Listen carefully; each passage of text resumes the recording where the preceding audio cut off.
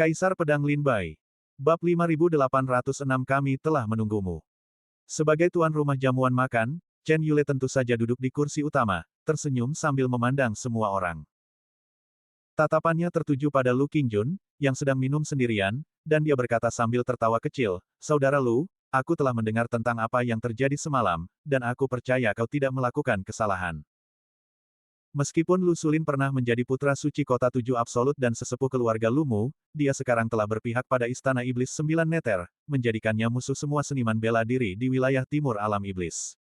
Meskipun iblis pemeluk bulan adalah sepupumu, dia membantai putra suci Sekte Guyi dan Sekte Beidou di ibu kota, menyebabkan kota tujuh absolut mengalami masalah besar. Intervensi saudara Lu untuk membantu kerajaan Chu menangkap iblis pemeluk bulan dan Lu Sulin saat ini setidaknya memberi Sekte Guyi dan Sekte Beidou penjelasan. Kalau tidak, aku khawatir begitu Sekte Guyi dan Sekte Beidou kembali ke wilayah Sekte Qitian, mereka akan membalas dendam terhadap kota tujuh absolut.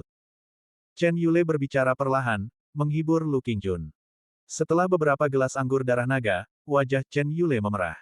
Matanya berkaca-kaca karena mabuk saat dia berkata, "Saudara Chen dan Saudara Lin, bagaimana mungkin aku tidak tahu apa yang kalian katakan? Tapi yang paling menyakitkan hatiku adalah, pamanku dulunya adalah salah satu tetua dalam keluarga yang paling menyayangi saudaraku dan aku. Aku tidak pernah membayangkan dia akan menjadi seperti ini. Dia meninggalkan keluarga yang melahirkannya dan membesarkannya demi seorang wanita, dan demi seorang wanita, dia menyeret keluarga dan sekte ke dalam kehancuran total.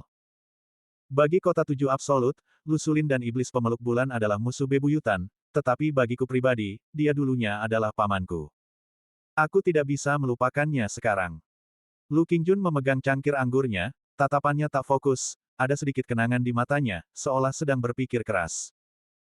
Meng Qinxian berkata dengan suara rendah, "Saudara Lu, apapun yang terjadi, Zhuo Feiyu dan Changsun Hongxuan tewas di bawah teknik pedang cahaya ilahi kota tujuh absolut. Bahkan jika iblis pengamat bulan ditangkap, Sekte Beidou dan Sekte Guyi mungkin akan menganggap kota tujuh absolut bertanggung jawab atas perseteruan ini." Nisang mengangguk dan berkata, "Kota tujuh absolut, Sekte Beidou, dan Sekte Guyi semuanya adalah sekte-sekte teratas di wilayah Sekte Qitian. Saudara Lu tetap harus waspada." Lu Qingjun mengangguk dan tersenyum, berkata, "Tenanglah semuanya. Kota tujuh absolut bukanlah buah kesemek lunak yang mudah dimanipulasi. Sekte tentu saja memiliki cara untuk menghadapi mereka." Yi Heze mengangguk dan tersenyum, berkata, "Kalau begitu, mari kita tidak membicarakan masa lalu saudara Lu yang menyedihkan lagi." Chen Yule mengganti topik pembicaraan dan bertanya kepada Lin Bai, "Saudara Lin, situasi semalam pasti sangat berbahaya, bukan?"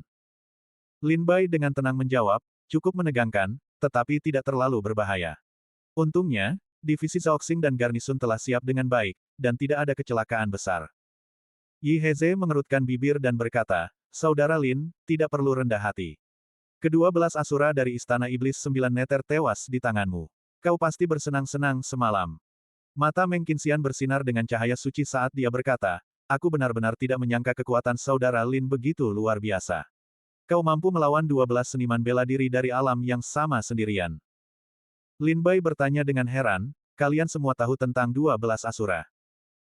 Chen Yule terkekeh, "Setelah saudara Lin membunuh 11 orang semalam, seseorang di ibu kota mengungkapkan bahwa 11 orang yang kau bunuh adalah 12 asura kuat yang terkenal di Istana Iblis Sembilan Neter dalam beberapa tahun terakhir." Nisang berkata dengan geram, "Sayang sekali kami ingin ikut campur, tetapi ketika kami kembali ke sekte, sebelum kami sempat meminta para tetua sekte untuk bertemu Kaisar Chu, para tetua sekte melarang kami untuk ikut serta dalam perselisihan di ibu kota." Lin Bai berkata kepada Nisang, "Para tetua sektemu telah melakukan hal yang benar. Jika kau ikut campur sesuka hati, itu pasti akan melibatkan sekte-sekte di belakang mereka. Seperti kakak Lu, dia bisa saja tinggal dengan tenang di penginapan, tetapi iblis peluk bulan bersikeras menyeret kota tujuh absolut ke dalam kekacauan ini, memaksa kakak Lu untuk tidak punya pilihan selain mengorbankan keluarganya sendiri demi kebaikan yang lebih besar." Lu Qingjun menggelengkan kepalanya dengan senyum pahit, wajahnya penuh kesedihan dan ketidakberdayaan. Lin Bai mengubah topik pembicaraan, berkata, "Jalan Aki bukanlah medan pertempuran utama, medan pertempuran sebenarnya ada di Akademi Rusa Putih." Mendengar Lin Bai menyebut Akademi Rusa Putih, Chen Yule tersenyum, sementara mata Lu Qingjun, Nisang, dan yang lainnya berbinar, tetap diam. Lin Bai bertanya dengan penasaran, "Mengapa kalian semua terlihat seperti ini?" Apakah kalian belum mendengar tentang apa yang terjadi di Akademi Rusa Putih tadi malam? Akademi Rusa Putih sengaja mengaktifkan Araiki kebenaran yang menghancurkan surga hanya untuk keuntungan kalian. Jangan bilang kalian tidak melihatnya. Kata Lin Bai sambil tersenyum, memegang cangkir anggurnya. Meng Qinxian menarik napas dalam-dalam, tatapannya menjadi gelap, dan berkata, Araiki kebenaran pembalikan langit dan bumi, benar-benar layak menjadi salah satu pertempuran teratas di wilayah timur alam iblis. Memang sangat kuat. Nisang berkata, kudengar setelah Arai ini diaktifkan, para pendekar Istana Iblis 9 Neter, yang awalnya berada di posisi superior, ditekan dan dibunuh oleh Arai ini dalam sekejap. Chen Yule berkata sambil tersenyum, kali ini, rencana jangka panjang Istana Iblis 9 Neter telah gagal total. Yi Heze mengerutkan kening dan bertanya, aku benar-benar bingung, bagaimana mungkin sisa-sisa Istana Iblis 9 Neter dengan sengaja menekan. Gua Iblis mudah dipertahankan tetapi sulit diserang, jadi mengapa mereka masih bergegas menyerangnya seperti ngengat yang tertarik pada api. Chen Yule tertawa, mungkin mereka tidak menyangka Araiki kebenaran pembalikan langit dan bumi begitu menakutkan. Dan mereka tentu saja tidak menyangka bahwa keluarga kerajaan Chu telah menebak niat mereka dan memasang jebakan di Akademi Rusa Putih sebelumnya. Yi Heze tersenyum, benar. Jika keluarga Chu tidak memasang jebakan sebelumnya, mereka mungkin akan memiliki peluang nyata jika mereka menyerbu dengan gegabah. Mendengar ini, Lin Bai, yang duduk di samping, tiba-tiba sedikit mengerutkan kening. Entah mengapa, sebuah inspirasi tiba-tiba muncul, seolah-olah dia telah memahami sesuatu, tetapi dia tidak dapat memahaminya dengan tepat. Kata-kata Yi Heze membuat Lin Bai berpikir dalam-dalam. Meskipun Araiki kebenaran pembalik langit dan bumi belum diaktifkan selama bertahun-tahun, semua orang di sekte-sekte teratas alam iblis tahu bahwa Akademi Rusa Putih memiliki Arai yang menakutkan seperti itu. Mungkinkah Istana Iblis 9 Neter tidak mengetahuinya? Mereka tahu bahwa jika mereka mengaktifkan Araiki kebenaran pembalik langit dan bumi, peluang mereka untuk menang akan sangat rendah, jadi mengapa mereka masih menyerbu satu demi satu. Divisi Zhaoxing, api penyucian. Di alam iblis, kata api penyucian, identik dengan kematian, hampir tidak ada prajurit yang memasukinya kembali hidup-hidup. Di dalam purgatorium, di sebuah penjara bawah tanah. Iblis pencinta bulan, berlumuran darah, meringkuk di sudut. Langkah kaki bergema di seluruh penjara, mendekat dan berhenti di depannya. Dengan gemetar, dia mengangkat kepalanya dan, melihat sosok yang berdiri di pintu, senyum menawan muncul di bibirnya. Orang di luar berkata dengan suara rendah, kami telah menunggumu. Iblis pencinta bulan terkekeh, maaf telah membuat kalian menunggu. Untuk memastikan semuanya berjalan lancar, saya harus bersusah payah. Orang itu mengangguk, membuka pintu penjara, dan berkata dengan suara rendah, cukup bicara, kita hanya punya waktu 2 jam. Iblis pencinta bulan melangkah keluar dan terkekeh, 2 jam cukup waktu untuk melakukan banyak hal. Bab 5807 melapor kepada Kaisar Chu. Setelah iblis penjepit bulan ditangkap oleh divisi Zhaoxing, dia menulis pengakuan di Purgatorium, mengakui pembunuhan Zhuo Feiyu dan Chang Sun Hongxuan. Iblis penjepit bulan juga mengungkapkan bahwa kematian Jiang Xiaoyue di Istana Angin dan Salju adalah ulah pangeran bahagia dari Istana Iblis 9 Neter. Lebih jauh lagi, dia mengaku bahwa pembunuhan putra suci oleh Istana Iblis 9 Neter adalah taktik pengalihan untuk menarik perhatian keluarga kerajaan Chu dan divisi Zhaoxing. Tujuan sebenarnya mereka adalah gua penekan iblis di Akademi Rusa Putih. Pangeran bahagia adalah bagian penting dari rencana ini, dia bertanggung jawab untuk merayu Putri Wanyu dan mendapatkan token untuk memasuki Akademi Rusa Putih. Setelah divisi Zhaoxing menyelidiki masalah tersebut, mereka melaporkannya kepada Yang Mulia Pangeran Chen, yang kemudian memimpin beberapa komandan divisi Zhaoxing untuk bertemu dengan Kaisar Chu dan menjelaskan tujuan mereka. Meskipun iblis penjepit bulan telah ditangkap, Pangeran Bahagia tetap buron, meninggalkan ibu kota bahkan sebelum operasi dimulai. Mendengar hal ini, Kaisar Chu segera mengeluarkan proklamasi kepada dunia dan memanggil para tetua dari 3 sekte utama, Sekte Guyi, Sekte Beidou, dan Sekte Qinglian, untuk konfrontasi publik.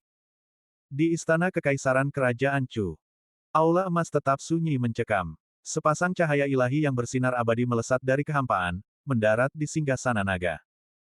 Kaisar Chu duduk dengan megah di atas singgasana, matanya bersinar dalam kegelapan aula emas saat ia menatap semua pendekar bela diri di hadapannya. Selain Kaisar Chu, puluhan pendekar bela diri hadir, Pangeran Chen, 7 komandan divisi Zhaoxing, lebih dari 30 jenderal garnisun.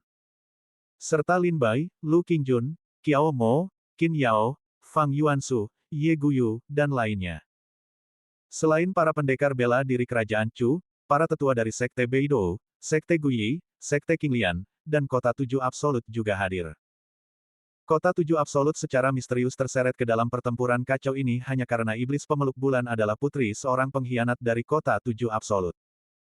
Kota Tujuh Absolut mempercayakan Yang Mulia Kaisar Chu, berharap beliau dapat memulihkan keadilan dan membersihkan nama mereka. Oleh karena itu, mereka berkumpul di aula pertemuan hari ini. Pangeran Chen berkata, melaporkan kepada Yang Mulia, situasinya telah diklarifikasi. Orang yang membunuh Zhuo Feiyu dan Changsun Hongxuan adalah iblis pemeluk bulan, dan orang yang membunuh gadis suci Jiang Xiaoyue dari Sekte Teratai Biru adalah Pangeran Bahagia. Baik iblis pencinta bulan maupun Pangeran Bahagia adalah sisa-sisa istana iblis sembilan neter. Mereka membantai tiga putra suci dan gadis suci di ibu kota untuk menarik perhatian keluarga kerajaan dan divisi Zhaoxing, sehingga memberi mereka kesempatan untuk menyerang gua penekan iblis Akademi Rusa Putih. Ini adalah pengakuan iblis pencinta bulan, mohon periksa, Yang Mulia. Pangeran Chen menyerahkan gulungan itu. Setelah membacanya, ekspresi Kaisar Chu tetap tidak berubah, tidak menunjukkan kemarahan maupun penyesalan. Segera setelah itu, Pangeran Chen menyerahkan gulungan itu kepada para tetua Sekte Teratai Biru, Sekte Biduk Utara, dan Sekte Guyi, yang memeriksanya. Satu persatu, gulungan itu merinci bagaimana iblis pencinta bulan membuat Zhuo Feiyu dan Changsun Hongxuan mabuk, bagaimana mereka berhasil melarikan diri setelah dibunuh, dan hampir tanpa celah. Setelah membacanya, para tetua Sekte Guyi dan Sekte Beidou menggertakkan gigi mereka karena benci dan bertanya, Yang Mulia, mengapa Zhuo Feiyu dan Changsun Hongxuan memilih untuk mati di bawah teknik pedang cahaya ilahi? Saat para tetua dari kedua sekte ini berbicara, mata mereka berkilat mengancam ke arah Kota Tujuh Absolut, mata mereka mengungkapkan niat membunuh yang mengerikan. Pangeran Chen menjawab atas nama Kaisar Chu, para senior, iblis pemeluk bulan awalnya adalah Putri Lu Xulin. Lu Xulin pernah menjadi putra suci Kota Tujuh Absolut, jadi tentu saja dia mengetahui teknik pedang cahaya ilahi. Para tetua Sekte Guyi dan Sekte Beidou menyipitkan mata mereka dan berkata dingin, Lu Xulin. Jadi, masalah ini memang terkait dengan Kota Tujuh Absolut. Pang! Eran Chen berkata, sejauh yang saya tahu, Lu Xulin diusir dari Kota Tujuh Absolut 1000 tahun yang lalu, yang menyebabkan kehebohan di wilayah Sekte Qitian pada waktu itu. Saya mengetahuinya bahkan dari jauh di kerajaan Chu. Mungkinkah Sekte Guyi dan Sekte Beidou tidak menyadarinya? Sekte Guyi dan Sekte Beidou awalnya bermaksud menyalahkan Kota Qijue atas segalanya, tetapi karena Pangeran Chen telah berbicara, mereka tidak bisa berkata apa-apa lagi. Meskipun mereka tidak menuntut kejahatan Kota Qijue, niat membunuh yang kuat terpendam di mata mereka. Jelas, baik Sekte Guyi maupun Sekte Beidou tidak mau membiarkan masalah ini begitu saja. Para tetua Kota Qijue memperhatikan niat membunuh di mata kedua tetua sekte tersebut dan menggelengkan kepala tanpa daya. Mereka tahu bahwa tidak akan mudah bagi Kota Qijue untuk lolos tanpa cedera. Kaisar Chu merenung sejenak dan berkata, sekarang kebenaran telah terungkap, apakah Sekte Guyi, Sekte Beidou, dan Sekte Qinglian masih memiliki keberatan? Sekte Guyi diam-diam menggelengkan kepala, dan seorang tetua menjawab, tidak. Sekte Beidou juga berkata, terima kasih, Kaisar Chu, karena telah mengembalikan keadilan kepada putra suci sekte kami. Wajah tetua sekte Qinglian menjadi gelap, dan dia menangkupkan tangannya, berkata, Yang Mulia, meskipun pelaku sebenarnya telah ditemukan, saya memiliki permintaan lain. Kaisar Chu menatap tajam tetua sekte Qinglian dan bertanya, bicaralah. Tetua sekte Qinglian berkata, putri suci sekte kami meninggal di wilayah Chu. Meskipun pelaku sebenarnya telah tertangkap, Chu tidak dapat lepas dari tanggung jawabnya. Saya tidak ingin menuntut tanggung jawab Chu, tetapi hanya meminta Kaisar Chu untuk berbelas kasih dan mengizinkan murid lain dari Sekte Qinglian saya untuk meninggalkan Chu dan kembali ke Sekte Qinglian bersama kami. Mata Kaisar Chu sedikit gelap, dia tentu tahu apa yang dibicarakan tetua Sekte Qinglian. Sejak Jiang Xiaoyue meninggal di Istana Badai Salju, Zumo telah mengambil berkas Yunke, dan Kaisar Chu mengetahui seluruh cerita. Kaisar Chu terdiam cukup lama sebelum berkata, karena itu, saya mengizinkannya untuk pergi. Tetapi Sekte Qinglian Anda harus ingat untuk tidak mengulangi kesalahan ini, atau saya tidak akan membiarkan Anda lolos begitu saja. Tetua Sekte Qinglian membungkuk dan berterima kasih kepadanya, terima kasih, Yang Mulia. Meskipun Jiang Xiaoyue meninggal di ibu kota Chu, untungnya, tetua Sekte Qinglian berhasil menukarnya dengan Yunke. Setelah Yunke mendapatkan kembali kebebasannya, dia tentu akan kembali ke Sekte Qinglian. Kaisar Chu berkata, karena ketiga sekte utama tidak keberatan, Kasim Gui, tolong antar mereka keluar dari istana. Kasim Gui muncul seperti hantu di sudut aula emas, membungkuk dengan hormat, silakan ikuti saya. Para tetua Sekte Guiyi, Sekte Beidou, Sekte Qinglian, dan kota Qijue membungkuk dan berbalik untuk mengikuti Kasim Gui keluar dari aula emas. Pintu istana emas yang berat tertutup lagi, hanya menyisakan Pangeran Chen dan Lin Bai serta yang lainnya di dalam. Tatapan Kaisar Chu tertuju pada Pangeran Chen, dan dia berkata, Istana Iblis Sembilan Neter telah merencanakan ini selama bertahun-tahun. Sungguh luar biasa bahwa Pangeran Chen mampu menyelesaikan kasus ini dalam waktu sesingkat itu. Saat ia berbicara, Kaisar Chu melambaikan tangannya, dan seberkas cahaya turun ke Pangeran Chen, menyelimutinya. Mata Pangeran Chen segera berbinar gembira. Kaisar Chu berkata, di masa lalu, kau telah melakukan kesalahan, dan aku menyegel bakatmu, kultivasimu, dan mata ilahi penyembuh langit. Sekarang setelah kau menebus kesalahanmu, aku akan mengembalikan kultivasimu dan mata ilahi penyembuh langit kepadamu. Pangeran Chen menangkupkan tangannya dan berkata, sebagai abdi kerajaan Chu, aku tidak berani meminta imbalan. Namun, aku tidak banyak berkontribusi dalam masalah ini, semuanya ditangani bersama oleh Tuan Zumo, para komandan divisi Zhaoxing, para jenderal garnison, dan putra suci Lin Bai dari Sekte Tianshui dan beberapa muridnya yang terhormat. Kaisar Chu berkata, aku tentu akan memberi penghargaan kepada mereka yang telah memberikan jasa yang terpuji. Bab 5808 Raja Serigala. Lin Bai. Mata ilahi penyembuh langit. Mata Lin Bai sedikit terbuka dan tertutup. Dia telah lama mendengar bahwa Pangeran Chen memiliki mata yang luar biasa, tetapi karena kesalahan yang dia buat 1000 tahun yang lalu, dia diasingkan dari ibu kota dan disegel oleh Kaisar Chu. Sekarang, Pangeran Chen telah menebus dirinya, dan mata ilahi penyembuh langit telah dibuka segelnya sekali lagi. Pangeran Chen segera meminta hadiah dari Komandan Kantor Hukuman Kekaisaran, Jenderal Garnison, Lin Bai, dan murid-murid Sekte Tianshui. Tatapan Kaisar Chu tertuju pada para komandan divisi Zhaoxing, dan dia berkata, ini adalah tugas divisi Zhaoxing, dan karena kelalaian merekalah 3 putra dan putri suci meninggal di Istana Bulan. Kalian semua memiliki kesalahan, tetapi mengingat upaya kalian dalam membantu Pangeran Chen menyelidiki masalah ini, jasa dan kesalahan kalian dianggap saling menyeimbangkan. Masing-masing dari kalian akan diberi hadiah 50.000 giok abadi. Para komandan divisi Zhaoxing membungkuk dan berterima kasih kepadanya. Terima kasih, Yang Mulia. Kaisar Chu kemudian memandang para jenderal garnison dan berkata dengan suara rendah, garnison telah bekerja tanpa lelah beberapa hari terakhir ini, tidak hanya melindungi perdamaian ibu kota tetapi juga membantu Pangeran Chen dalam penyelidikannya, mereka memang telah menanggung kesulitan yang besar. Setiap jenderal garnison akan diberi hadiah 70.000 giok abadi, dan semua prajurit yang berpartisipasi dalam masalah ini akan diberi hadiah sejumlah pil, sejumlah obat spiritual, dan sejumlah giok abadi. Lebih dari 30 jenderal garnison bersemangat dan berlutut dengan satu lutut untuk berterima kasih kepadanya, berkata, terima kasih, Yang Mulia. Kami rela melewati api dan air untuk kerajaan Chu dan mati 10.000 kali. Kaisar Chu akhirnya mengalihkan pandangannya kepada Lin Bai, Fang Yuansu, Qin Yao, Qiao Mo, Ye Guyu dan yang lainnya. Ia berkata dengan lembut, meskipun Sekte Tianshui, seperti garnison divisi Zhaoxing, membantu Pangeran Chen dalam penyelidikan. Saya tahu bahwa Lin Bai, putra suci Sekte Tianshui, memberikan kontribusi terbesar dalam masalah ini. Putra suci Lin Bai lah yang melihat tipu daya iblis pemeluk bulan, dan putra suci Lin Bai lah yang pertama kali menyadari bahwa tujuan sebenarnya dari sisa-sisa Istana Iblis Sembilan Neter adalah gua penekan iblis. Dalam pengepungan dan penindasan iblis pemeluk bulan di distrik Aki, putra suci Lin Bai juga memberikan kontribusi terbesar, tidak hanya membunuh 11 ahli terkenal dari Istana Iblis Sembilan Neter, tetapi juga menangkap iblis pemeluk bulan hidup-hidup. Qiao Mo, Qin Yao, Fang Yuansu, dan Ye Guyu juga memberikan kontribusi yang signifikan, dan saya tentu saja tidak akan memperlakukan kalian dengan tidak adil. Kaisar Chu berhenti sejenak dan berkata, Lin Bai sudah menjadi pejabat tinggi, jadi satu-satunya penghargaan yang bisa ia terima adalah gelar markis. Di antara 18 provinsi kekuasaan kekaisaran, ada sebuah kota bernama Kota Serigala, yang tidak terlalu jauh dari Sekte Tianshui. Kalau begitu, Lin Bai dengan ini dianugerahi gelar Markis Serigala dan menerima 100.000 giok abadi. Mata Lin Bai langsung menjadi dingin. Ia tidak peduli dengan gelar Markis Kota Serigala, tetapi 100.000 giok abadi adalah emas dan perak asli. Lin Bai buru-buru menangkupkan tangannya sebagai tanda terima kasih, berkata, terima kasih, Yang Mulia. Pangeran Chen tersenyum dan menangkupkan tangannya sebagai tanda terima kasih, berkata, "Selamat, Markis Serigala."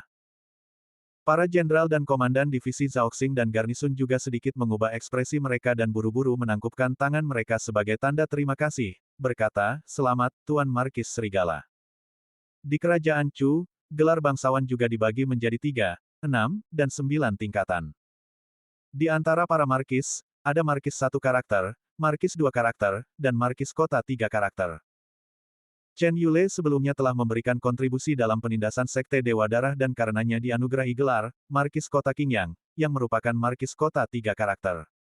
Markis 2 karakter adalah mereka yang kata, kota, dihilangkan. Misalnya, markis kota Qingyang, milik Chen Yule, tanpa kata, kota, menjadi, Markis Qingyang, yang merupakan markis 2 karakter.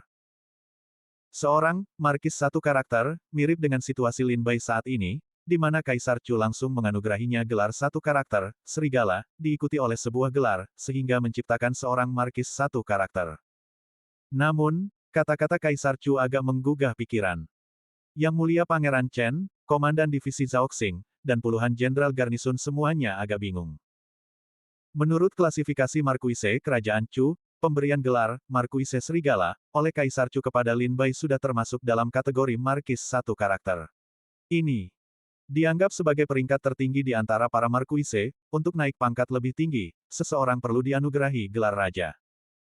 Namun, Kaisar Chu juga menyebutkan, bahwa ada kota serigala tidak jauh dari Sekte Tianshui, dan gelar itu diberikan kepada Lin Bai berdasarkan nama kota tersebut. Menurut pernyataan ini, gelar Lin Bai seharusnya dianggap sebagai markis 3 karakter, seorang markuise kota. Jika Lin Bai sudah menjadi markis kota, mengapa Kaisar Chu menganugerahinya gelar tambahan? Ini cukup aneh. Bisa dikatakan Lin Bai adalah markis 3 karakter, karena Kaisar Chu memberinya gelar berdasarkan kota serigala, salah satu dari 18 negara bagian yang paling dekat dengan Sekte Tianshui. Bisa juga dikatakan Lin Bai adalah markis 1 karakter, karena Kaisar Chu langsung menganugerahinya gelar tunggal, serigala. Ketika Kaisar Chu menganugerahkan gelar tersebut, dia tidak mengatakan bahwa dia menganugerahi Lin Bai gelar, markis kota serigala, tetapi hanya, markis serigala. Perbedaan satu karakter ini menunjukkan perbedaan status yang sangat besar. Markis kota serigala adalah markis 3 karakter. Markis serigala adalah markis 1 karakter. Pangeran Chen, Komandan Divisi Zhaoxing, dan para jenderal garnisun semuanya memahami makna tersirat dalam kata-kata Kaisar Chu. Qiao Mo dan Qin Yao juga merasakan sesuatu yang lain. Namun hanya Lin Bai yang tidak mengerti apa-apa, pikirannya terfokus pada hadiah 100.000 giok abadi. Kaisar Chu kemudian memandang Qiao Mo dan yang lainnya, berkata, Qiao Mo, Fang Yuansu, Qin Yao, dan Ye Guyu telah memberikan kontribusi besar, mereka dengan ini dianugerahi gelar menteri tinggi dan diberi hadiah 50.000 giok abadi. Qiao Mo, Fang Yuansu, dan yang lainnya membungkuk dan berterima kasih kepadanya, berkata, terima kasih, Yang Mulia.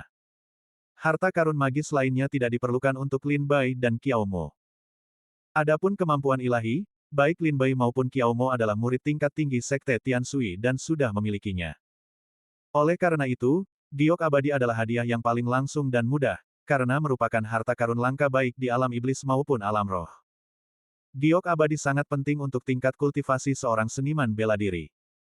Misalnya, dengan 50.000 giok abadi, dan dengan permintaan lebih lanjut dari sekte mereka, Qiao Mo dan Qin Yao bahkan dapat mencoba untuk menembus ke alam buah Dao Tai tingkat menengah. Tetapi Lin Bai tidak bisa. 100.000 giok abadi mungkin cukup bagi para pendekar bela diri lain untuk mencapai alam buah Dao Tai tingkat menengah. Namun, Lin Bai adalah anggota klan pemakan langit. Menurut perkiraannya, ia membutuhkan setidaknya 500.000 giok abadi untuk menembus dari alam Tai tingkat rendah ke alam Tai tingkat menengah. 100.000 giok abadi masih tidak cukup untuk terobosan Lin Bai. Tapi tidak apa-apa, karena ini adalah salah satu sumber giok abadi Lin Bai yang terbatas. Terobosan Lin Bai ke alam buah Dao Tai sepenuhnya karena dukungan kuat dari Sekte Air Surgawi. Sekarang setelah ia menembus ke alam buah Dao Tai, Sekte Air Surgawi tidak mungkin dapat menyediakan sejumlah besar giok abadi untuk terobosan Lin Bai selanjutnya dalam jangka pendek. Terlebih lagi, sumber daya giok abadi yang dibutuhkan untuk terobosan Lin Bai beberapa kali lebih besar daripada yang dibutuhkan oleh para pendekar bela diri lainnya. Kaisar Chu berkata, masalah ini sudah selesai. Putra dan putri suci dari 5 keluarga dan 7 klan Chu akan segera tiba di ibu kota. Perburuan musim gugur keluarga kerajaan juga akan segera dimulai. Masalah ini akan ditangani oleh Pangeran Chen. 5 keluarga dan 7 klan Chu, serta semua keluarga besar dan kecil di ibu kota, dan semua pangeran dan pewaris keluarga kerajaan, harus berpartisipasi. Jangan menunda. Pangeran Chen membungkuk dan berkata, "Baik, Yang Mulia." Kaisar Chu berkata, "Kalian semua boleh pergi." Semua orang membungkuk dan berbalik untuk meninggalkan Aula Emas. Setelah meninggalkan Aula Emas, para komandan divisi Zhaoxing dan para jenderal garnisun semuanya memandang Lin Bai dengan senyum. "Selamat, teman muda Lin Bai, atas pemberian gelar Markis di usia yang begitu muda. Kami berharap Markis Wolf akan menjagamu dengan baik di ibu kota di masa depan." Para komandan divisi Zhaoxing dan para jenderal garnisun semuanya berkata kepada Lin Bai. Lin Bai mengerutkan kening dan bertanya, "Markis 1 karakter. Bukankah ini Markis 3 karakter?" Beberapa jenderal garnisun saling bertukar senyum dan berkata, "Tuan Serigala akan segera mengetahuinya." Zumo terkekeh, "Yang Mulia sedang membuka jalan untukmu." Jenderal lain berkata, "Dilihat dari situasi ini, Yang Mulia Kaisar Chu mungkin akan segera menganugerahkan pernikahan kepadamu, mungkin dengan seorang putri atau putri daerah." Zumo berkata, "Perburuan musim gugur ini mungkin untuk memilih istri untukmu." Ah, Lin Bai tercengang, benar-benar bingung. Bab 5809 Perburuan Musim Gugur Keluarga Kerajaan. Bagaimanapun juga, selamat kepada Tuan Serigala. Beberapa komandan divisi kriminal kekaisaran dan jenderal garnisun tersenyum dan menyampaikan ucapan selamat yang tulus sebelum berbalik pergi. Setelah mereka pergi, Lin Bai masih benar-benar bingung, terdiam, dan sama sekali tidak mengerti. Pangeran Chen mendekat sambil tersenyum, dan Lin Bai bertanya dengan penasaran, "Yang Mulia, apa maksud para pejabat itu?" Pangeran Chen tersenyum dan berkata, "Ayah menganugerahi Anda gelar, Tuan Serigala, yang tampaknya seperti gelar bangsawan 3 karakter, tetapi sebenarnya, Ayah memberi Anda gelar, menjadikannya gelar bangsawan 1 karakter. Secara logis, bahkan jika menangkap iblis pemeluk bulan adalah prestasi besar, seharusnya tidak mungkin untuk langsung melompat 3 peringkat dari pangkat menteri senior ke gelar bangsawan 1 karakter. Tindakan ayah tentu memiliki makna yang lebih dalam, dia kemungkinan besar ingin merekrut Anda ke dalam keluarga kerajaan." Setelah penjelasan Pangeran Chen, Lin Bai mengangguk dengan pemahaman yang tiba-tiba. Yang Mulia Pangeran Chen melanjutkan, keluarga kerajaan merekrut seniman bela diri melalui kurang lebih 3 metode, yang dikategorikan menjadi strategi unggul, menengah, dan rendah. Strategi rendah adalah untuk seniman bela diri yang mencari ketenaran dan kekayaan. Ini yang paling mudah ditangani, cukup janjikan mereka ketenaran dan kekayaan. Jika mereka menginginkan gelar, berikan mereka gelar, jika mereka menginginkan posisi resmi, berikan mereka posisi resmi. Strategi menengah melibatkan pembuatan janji, seperti transaksi. Seniman bela diri menginginkan manfaat tertentu dari keluarga kerajaan, dan keluarga kerajaan akan memilih untuk melayani mereka. Ini semacam pertukaran setara. Strategi unggul adalah aliansi pernikahan, terutama cocok untuk talenta muda tertentu di kerajaan Chu.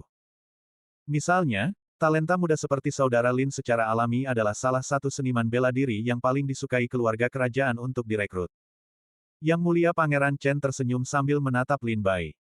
Namun, Lin Bai tersenyum masam, sama sekali tidak memiliki niat seperti itu. Yang Mulia Pangeran Chen berkata, keluarga kerajaan memiliki banyak putri. Putri-putri kerajaan dan putri-putri daerah semuanya adalah kesayangan Kaisar Chu, dan masing-masing secantik bunga, sangat cantik, benar-benar kecantikan yang tak tertandingi di Chu. Setiap tahun selama perburuan musim gugur keluarga kerajaan, putra dan putri suci dari 5 keluarga dan 7 sekte di ibu kota akan berkumpul, dan para pangeran, putri kerajaan, dan putri-putri daerah juga akan hadir secara langsung. Ini sebenarnya cara untuk memilih suami yang cocok untuk para putri kerajaan dan putri-putri daerah. Yang Mulia Pangeran Chen berhenti sejenak, lalu bertanya, "Saudara Lin, apakah Anda ingat ayah Li Guxian, Li Tianen?" Lin Bai mengangguk dan berkata, "Senior Li Tianen dikatakan sebagai sarjana terbaik dalam ujian seni bela diri kerajaan Chu." Yang Mulia. Pangeran Chen berkata, "Benar." Kemudian, Li Tianen berpartisipasi dalam perburuan musim gugur keluarga kerajaan, dan di sana ia bertemu Putri Le Ping dan mereka menjadi teman dekat. Kemudian, keluarga kerajaan juga bermaksud merekrut dan membina Li Tianen, jadi mereka menikahkan Putri Le Ping dengannya, dan keduanya pergi ke kota Qinglian di Kesu. Lin Bai mengerti pada titik ini. Singkatnya, Perburuan musim gugur ini adalah untuk memilih suami yang cocok untuk para putri dan wanita bangsawan dari keluarga kerajaan ibu kota. Semua pemuda berbakat dari seluruh negeri dikumpulkan agar para putri dan wanita bangsawan dapat mengamati setiap gerak-gerik mereka dan memahami karakter mereka. Jika seseorang ditemukan cocok, Kaisar Chu akan menganugerahkan pernikahan kepada mereka. Pangeran Chen tersenyum dan berkata, ayah dapat menaikkan pangkatmu dari Sangqing menjadi Yizi Hou, yang jelas merupakan peningkatan statusmu, memungkinkanmu untuk lebih menonjol selama perburuan musim gugur dan mendapatkan penghargaan dari para putri dan wanita bangsawan. Sambil berkata demikian, Pangeran Chen menepuk bahu Lin Bai sambil tersenyum dan berkata, Saudara Lin, kau harus bekerja keras. Mungkin suatu hari nanti kau akan menjadi saudara iparku. Gambar. Lin Bai menghela napas sambil tersenyum masam dan menggelengkan kepalanya berulang kali.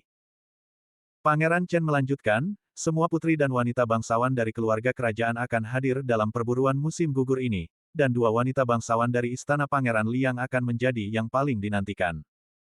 Mata Lin Bai berbinar, dan dia berseru, Chu Tinghan dan Chu Tingsui.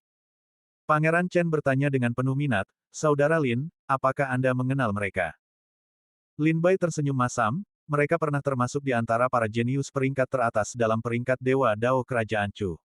Bagaimana mungkin aku tidak mengenal mereka? Terlebih lagi, ketika aku mengambil alih sebagai putra suci Sekte Tianshui, Chu Tingsui dan Chu Tinghan mewakili istana Pangeran Liang untuk memberi selamat kepadaku di Sekte Tianshui. Pangeran Chen mengangguk dan berkata, itulah kedua wanita itu. Keduanya dianggap sebagai wanita tercantik di Kerajaan Chu, dan kultivasi serta bakat mereka tidak rendah. Mereka juga keturunan raja dan pangeran kerajaan Chu. Tak terhitung banyaknya pendekar bela diri yang ingin menikahi mereka. Terutama para putra suci dari 27 sekte kerajaan Chu, serta keluarga-keluarga kecil dan menengah di dalam dan di luar ibu kota, semuanya berebut untuk memenangkan hati Chu Tinghan dan Chu Tingsui. Jika kakak Lin dapat memenangkan hati para wanita cantik ini, maka saya harus menyampaikan ucapan selamat yang tulus. Lin Bai tersenyum kecut dan berkata, saya sama sekali tidak tertarik pada mereka berdua. Pangeran Chen cukup terkejut dan berkata, kedua wanita ini sangat cantik.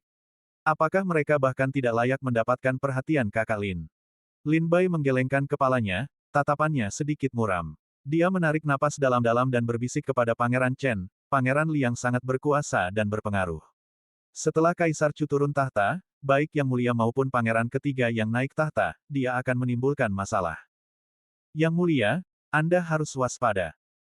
Pangeran Chen tersenyum tipis, menatap istana di kejauhan, dan berkata sambil tersenyum, oleh karena itu, selama perburuan musim gugur tahun ini, keluarga Pangeran Liang pasti akan menemukan suami yang cocok untuk Chu Tingsui dan Chu Tinghan. Seperti yang kukatakan sebelumnya, aliansi pernikahan adalah trik yang digunakan keluarga kerajaan secara efektif. Lin Bai memahami maksud Pangeran Chen yang lebih dalam. Justru karena Kaisar Chu akan segera turun tahta, setelah Kaisar Chu turun tahta, siapapun yang naik tahta, Pangeran Liang, yang berkuasa dan berpengaruh, tidak akan tinggal diam. Jika Pangeran Liang dapat menemukan suami yang cocok untuk Chu Tinghan dan Chu Tingsui tahun ini, lebih baik lagi dengan dukungan putra-putra suci dari 5 keluarga dan 7 sekte, maka kekuatan keluarga Pangeran Liang akan semakin kuat. Pangeran Chen berkata, di dalam keluarga kerajaan, ada banyak putri, seperti Putri Wanyu, Putri Miao Feng, Putri Xiangxian, semuanya adalah wanita yang cukup baik. Namun, Wanyu akhir-akhir ini agak tidak patuh, jadi kurasa dia tidak akan ikut serta dalam perburuan musim gugur. Lin Bai juga tahu alasannya, para kultivator iblis dari Istana Iblis 9 Neter dapat memasuki Akademi Rusa Putih karena izin yang diberikan kepada mereka oleh Putri Wanyu. Tugas utama Tuan Muda Bahagia di ibu kota adalah merayu Putri Wanyu dan mendapatkan izin tersebut. Putri Wanyu melakukan pelanggaran serius seperti itu, dan meskipun divisi Zhaoxing tidak menindaklanjutinya, Kaisar Chu pasti akan menghukumnya secara diam-diam. Oleh karena itu, Putri Wanyu seharusnya tidak diizinkan untuk ikut serta dalam perburuan musim gugur ini. Pangeran Chen berkata, perburuan musim gugur tinggal sekitar 2 bulan lagi, kakak Lin, ingatlah untuk bersiap-siap ikut serta. Lin Bai tersenyum getir, dia benar-benar tidak ingin ikut serta dalam apa yang disebut perburuan musim gugur ini. Saat mereka berjalan dan berbicara dengan Pangeran Chen, mereka perlahan meninggalkan istana. Sambil membahas perburuan musim gugur kerajaan dan pemilihan suami putri, Lin Bai dapat merasakan dua pasang mata yang penuh amarah menatapnya dari belakang. Meskipun Lin Bai tidak menoleh, dia tahu itu adalah tatapan Qiao Mo dan Qin Yao. Bab 5810 Ketidaktahuan adalah kebahagiaan. Setelah meninggalkan istana, Lin Bai berpisah dengan Pangeran Chen. Pangeran Chen berada di depan pengadilan kriminal kekaisaran, menangani akibat penangkapan iblis penjepit bulan. Meskipun dia telah ditangkap, pengadilan masih ingin mendapatkan informasi lebih lanjut tentang istana iblis 9 meter darinya. Lin Bai tidak terlibat dalam masalah ini, dan karena tidak menyukai menginterogasi tahanan, dia meminta izin untuk kembali ke istananya di Sekte Air Surgawi untuk beristirahat.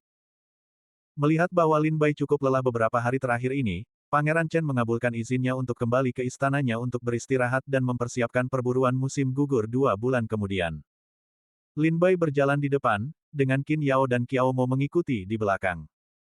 Fang Yuansu dan Ye Guyu berada di belakang, keduanya dapat merasakan bahwa aura ketiga orang di depan mereka agak aneh. Sepanjang perjalanan, tidak seorang pun mengucapkan sepatah kata pun. Baru setelah kembali ke istana Sekte Tianshui, Lin Bai berbalik, tersenyum pada Qin Yao dan Qiao Mo, dan berkata, "Kakak-kakak senior, jika tatapan kalian bisa membunuh, aku mungkin sudah tercabik-cabik sekarang." Wajah Qiao Mo dan Qin Yao dingin, alis mereka terangkat, dan mata mereka yang cerah memancarkan niat membunuh yang tajam. Qin Yao berkata sambil tertawa sinis, "Berani-beraninya kami menyentuh calon menantu laki-laki." Qiao Mo bertanya dengan marah, "Kau benar-benar ingin menjadi menantu laki-laki?" Lin Bai memandang kedua wanita itu dan tersenyum getir. Wajah Qin Yao dipenuhi ejekan dan kedinginan, kata-katanya bahkan lebih sinis, ekspresi setengah tersenyumnya membuat merinding. Qiao Mo. Di sisi lain, tampak murung, seperti istri yang teraniaya, dadanya naik turun, matanya menyala dengan niat membunuh. Lin Bai menggelengkan kepalanya dan menghela napas, "Kalian berdua kakak-kakak senior tahu aku sudah menikah. Mengapa aku harus ikut serta dalam pemilihan menantu laki-laki keluarga kerajaan? Lagi pula, satu-satunya fokusku adalah kultivasi dan meninggalkan alam iblis. Aku tidak tertarik pada hal lain." Ekspresi Qin Yao dan Qiao Mo sedikit rileks setelah mendengar jawaban Lin Bai, tetapi sedikit rasa melankolis kembali muncul ketika mereka mendengar dia mengatakan bahwa dia sudah menikah. Qin Yao mengerutkan kening dan bertanya, "Apakah kau benar-benar sudah menikah?" Pikiran Lin Bai terlintas bayangan Bai Xiao Xiao, dan dia tersenyum bahagia, "Meskipun kami belum mengadakan upacara pernikahan, kami dapat dianggap sebagai suami istri." Tidak ada upacara pernikahan? Mendengar ini, sedikit rasa terkejut muncul di wajah Qiao Mo dan Qin Yao, yang dengan cepat mereka tekan. Kata-kata Lin Bai bukan hanya untuk menunjukkan bahwa dia tidak ingin berpartisipasi dalam pemilihan menantu keluarga kerajaan, kata-kata itu juga ingin memberitahu Qin Yao dan Qiao Mo untuk tidak membuang waktu mereka padanya. Setelah meninggalkan Sekte Tianshui, Lin Bai, yang bukan orang bodoh, secara alami dapat melihat bahwa Qiao Mo dan Qin Yao tampaknya menyimpan perasaan padanya yang melampaui sekadar persahabatan. Namun, Qin Yao lebih dewasa dan menyembunyikan perasaannya dengan baik, sementara Qiao Mo lebih impulsif, menunjukkan ketidakbahagiaannya secara terang-terangan. Qiao Mo bertanya, "Jadi apa rencanamu? Perburuan musim gugur akan diadakan 2 bulan lagi. Sebagai putra suci Sekte Tianshui, kau wajib berpartisipasi sesuai aturan." Qin Yao berkata, "Lagi pula, kau tidak bisa menghindarinya. Jika kau tidak berpartisipasi, itu akan menjadi penghinaan terhadap keluarga kerajaan-kerajaan Chu. Sekte ini akhirnya mendapatkan sedikit kelonggaran dengan keluarga kerajaan. Jika kau menyinggung mereka sekarang, Sekte Tianshui kemungkinan akan menghadapi kerusuhan di masa depan." Lin Bai menghela napas, "Oleh karena itu, kita harus kembali dan membicarakan hal ini dengan leluhur dan tetua. Mungkin tampak seperti masalah kecil, tetapi ini melibatkan banyak hal." Qiao Mo dan Qin Yao mengangguk sedikit dan segera mengikuti Lin Bai ke istana Sekte Tianshui. Gambar. Di istana, Lin Bai mengundang beberapa tetua dari Sekte Tianshui dan Patriark Pan Qing, dan mereka semua berkumpul.